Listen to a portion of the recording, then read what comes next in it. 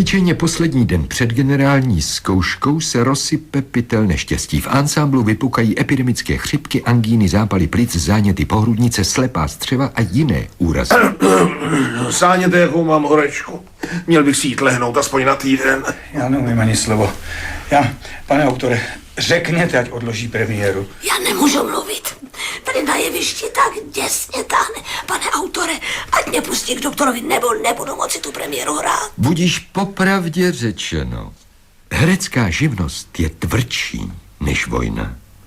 A chce-li se někdo z vás stát hercem, od čehož ho se sepjatýma rukama a pozdviženým hlasem varují na místě jeho otce i matky, no ale chce-li tomu někdo mermomocí, tedy ať dříve vyzkouší svou rezistenci, trpělivost, měchy, píšťaly a rejstříky. Ať zkusí, jak se zapotí pod parukou a jak pod líčidlem. Ať uváží, sneseli chodit nahý na mrazu nebo zabalen ve vatónech v parní lázni, dovedeli 8 hodin stát, běhat, křičet, šeptat, jíst své obědy a večeře z papíru. Mít na nose mastik spáchnoucí štěnice. Být opíkán reflektory a ofukován meluzínou z propadu, vidět asi tolik denního světla jako havíř, zamazat se o všechno, nač sáhne. Mít smůlu v kartách, nesmět půl hodiny kýchnout. Nosit triko propocené 20 předchůdci. 6krát schazovat šaty ze své zapařené a zrovna dýmající nahoty. Hrát se zánětem o kostice s angínou a třeba i s dýmějovým morem. A snášet ještě mnoho jiných útrap, jež podstupuje herec, který hraje.